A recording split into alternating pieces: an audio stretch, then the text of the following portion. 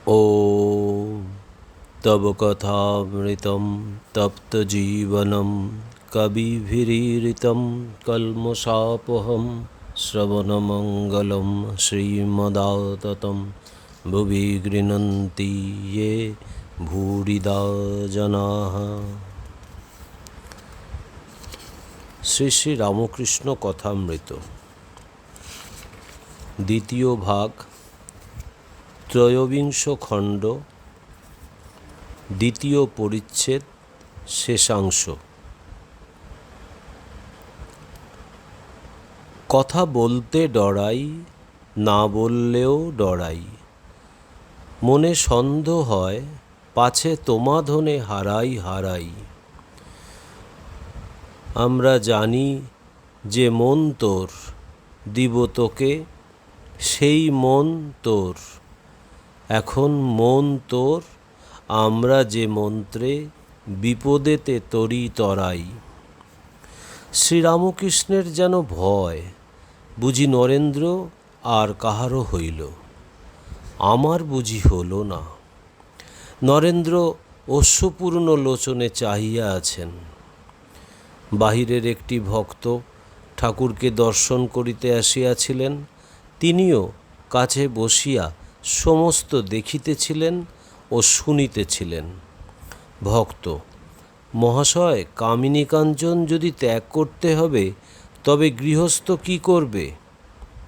শ্রীরামকৃষ্ণ: তা তুমি করো না, আমাদের অমনি একটা কথা হয়ে গেল। মহিমাচরণ চুপ করিয়া বসিয়া আছেন, মুখে কথাটি নাই। শ্রীরামকৃষ্ণ মহিমার প্রতি: এগিয়ে পড়ো, আরও আগে যাও, চন্দন কাঠ পাবে। আরও আগে যাও, রূপার খনি পাবে। আরও এগিয়ে যাও, সোনার খনি পাবে। আরও এগিয়ে যাও, হিরে মানিক পাবে। এগিয়ে পড়ো। মহিমা: আগে টেনে রাখে যে, এগুতে দেয় না। শ্রীরামকৃষ্ণ সহাস্যে: কেন, লাগাম কাটো, তার নামের গুণে কাটো। কালী নামেতে কালপাশ কাটে। নরেন্দ্র পিতৃবিয়োগের পর সংসারে বড় কষ্ট পাইতেছেন, তাহার উপর অনেক তাল যাইতেছে। ঠাকুর মাঝে মাঝে নরেন্দ্রকে দেখিতেছেন। ঠাকুর বলিতেছেন, তুই কি চিকিৎসক হয়েছিস? শতমারি ভবের দৈদ্য, সহস্রমারি চিকিৎসক। সকলের হাস্য। ঠাকুর কি বলিতেছেন, নরেন্দ্রের এই বয়সে অনেক দেখাশোনা হইল, সুখ দুঃখের সঙ্গে অনেক পরিচয় হইল। নরেন্দ্র ঈষৎ হাসিয়া চুপ করিয়া রহিলেন। তৃতীয় পরিচ্ছেদ, শ্রী শ্রী দোলযাত্রা।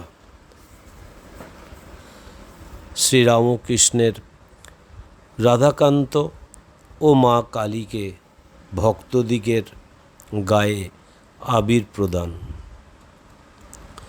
নবাই চৈতন্য গান গাইতেছেন। ভক্তেরা সকলেই বসিয়া আছেন। ঠাকুর ছোট খাটটিতে বসিয়াছিলেন, হঠাৎ উঠিলেন, ঘরের বাহিরে গেলেন। ভক্তেরা সকলে বসিয়া রহিলেন, গান চলিতে লাগিল। মাস্টার ঠাকুরের সঙ্গে সঙ্গে গেলেন। ঠাকুর পাকা উঠান দিয়া কালীঘরের দিকে যাইতেছেন। রাধাকান্তের মন্দিরে আগে প্রবেশ করিলেন, ভূমিষ্ঠ হইয়া প্রণাম করিলেন। তাহার প্রণাম দেখিয়া মাস্টারও প্রণাম করিলেন। ঠাকুরের সম্মুখের থালায় আবির ছিল।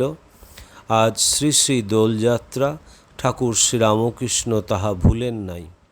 থালার ফাগ লইয়া শ্রী শ্রী রাধাশ্যামকে দিলেন, আবার প্রণাম করিলেন। এইবার কালীঘরে যাইতেছেন। প্রথম 7টি ধাপ ছাড়াইয়া চাতালে দাঁড়াইলেন। মাকে দর্শন করিয়া ভিতরে প্রবেশ করিলেন। মাকে আবির দিলেন। প্রণাম করিয়া কালীঘর হইতে চলিয়া আসিতেছেন। কালীঘরের সম্মুখের চাতালে দাঁড়াইয়া মাস্টারকে বলিতেছেন, বাবুরামকে আনলে না কেন? ঠাকুর আবার পাখা উঠান দিয়া যাইতেছেন, সঙ্গে মাস্টার ও আরও একজন আবিরের থালা হাতে করিয়া আসিতেছেন। ঘরে প্রবেশ করিয়া সব পটকে ফাঁক দিলেন। দু একটি পট ছাড়া নিজের ফটোগ্রাফ ও যীশুখ্রিস্টের ছবি। এইবার বারান্দায় আসিলেন। নরেন্দ্র ঘরে ঢুকিতে বারান্দায় বসিয়া আছেন, কোনো কোনো ভক্তের সহিত কথা কহিতেছেন। ঠাকুর নরেন্দ্রের গায়ে ফাঁক দিলেন। ঘরে ঢুকিতেছেন, মাস্টার সঙ্গে আসিতেছেন। তিনিও আবির প্রসাদ পাইলেন। ঘরে প্রবেশ করিলেন, যত ভক্তদের গায়ে আবির দিলেন, সকলেই প্রণাম করিতে লাগিলেন। অপরাহ্ন হইল, ভক্তেরা এদিক ওদিক বেড়াইতে লাগিলেন। ঠাকুর মাস্টারের সঙ্গে চুপি চুপি কথা কহিতেছেন। কাছে কেহ নাই, ছোকরা ভক্তদের কথা কহিতেছেন। বলছেন, আচ্ছা, সবাই বলে বেশ ধ্যান হয়, পল্টুর ধ্যান হয় না কেন? নরেন্দ্রকে তোমার কীরকম মনে হয়? বেশ সরল, তবে সংসারের অনেক তাল পড়েছে, তাই একটু চাপা। ও থাকবে না। ঠাকুর মাঝে মাঝে বারান্দায় উঠিয়া যাইতেছেন। নরেন্দ্র একজন বেদান্তবাদীর সঙ্গে বিচার করছেন। ক্রমে ভক্তরা আবার ঘরে আসিয়া জুটিতেছেন। মহিমাচরণকে স্তব পাঠ করিতে বলিলেন। তিনি মহানির্বাণতন্ত্র তৃতীয় উল্লাস হইতে স্তব বলিতেছেন।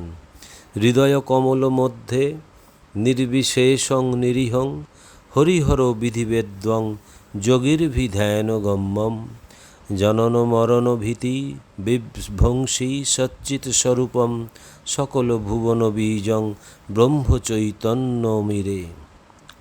গৃহস্থের প্রতি অভয়। আরও দু একটি স্তবের পর মহিমাচরণ শঙ্করাচার্যের স্তব বলিতেছেন। তাহাতে সংসার কূপের, সংসার গহনের কথা আছে। মহিমাচরণ সংসারী ভক্ত। হে চন্দ্রচূর মদনান্তক শূলপানে স্থান গিরিশ গিরিজেশ মহেশ শম্ভ ভূতেশ ভীত ভয় সুদন মামনাথং সংসার দুঃখ গহনাথ জগদীশ রক্ষ। হে পার্বতী হৃদয়বল্লভ চন্দ্রমৌলে ভূতাধিপ প্রমথনাথ গিরিশজাপ। হে বামদেব ভবরুদ্র পিনাকপানে সংসার দুঃখ গহনাথ জগদীশ রক্ষ ইত্যাদি। শ্রীরামকৃষ্ণ মহিমার প্রতি। সংসার কূপ, সংসার গহন কেন বলো? ও প্রথম প্রথম বলতে হয়। তাকে ধরলে আর ভয় কি? তখন এই সংসার মজার কুটি, আমি খাই দাই আর মজা লুটি। জনক রাজা মহাতেজা, তার কিসে ছিল ত্রুটি? সে যে এদিক ওদিক দুদিক রেখে খেয়েছিল দুধের বাটি। কি ভয়, তাকে ধরো, কাঁটা বন হলেই বা জুতো পায়ে দিয়ে কাঁটা বনে চলে যাও। কিসের ভয়? যে বুড়ি ছোঁয় সে কি আর চোর হয়? জনক রাজা দুখানা তলোয়ার ঘোরাতো, একখানা জ্ঞানের, একখানা কর্মের। পাকা খেলোয়াড়ের কিছু ভয় নাই। এইরূপ ঈশ্বরীয় কথা চলিতেছে। ঠাকুর ছোট খাটটিতে বসিয়া আছেন, খাটের পাশে মাস্টার বসিয়া আছেন। ঠাকুর মাস্টারকে ও যা বললে তাইতে টেনে রেখেছে। ঠাকুর মহিমাচরণের কথা বলিতেছেন ও তাহার কথিত ব্রহ্মজ্ঞান বিষয়ক শ্লোকের কথা।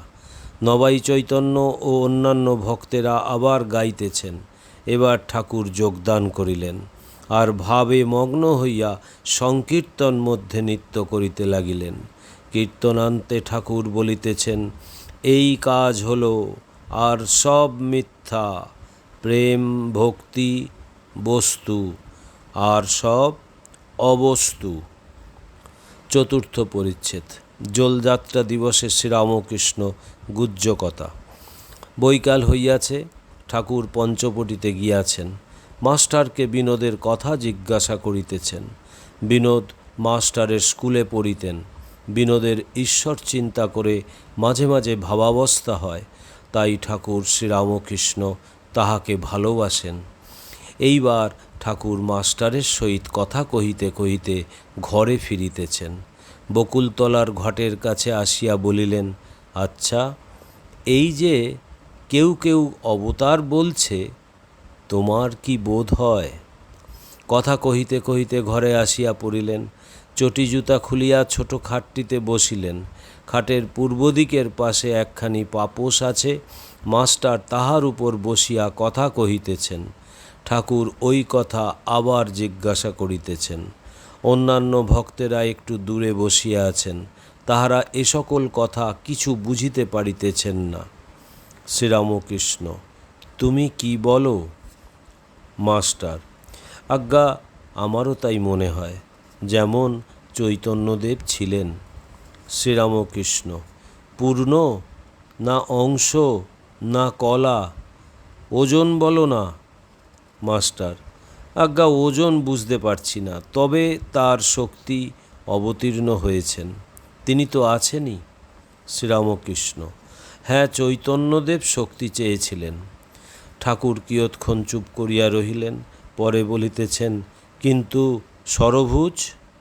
মাস্টার ভাবিতেছেন, চৈতন্যদেব ষড়ভুজ হয়েছিলেন, ভক্তেরা দেখিয়াছিলেন। ঠাকুর একথা উল্লেখ কেন করলেন? ভক্তেরা অদূরে ঘরের ভিতর বসিয়া আছেন। নরেন্দ্র বিচার করিতেছেন।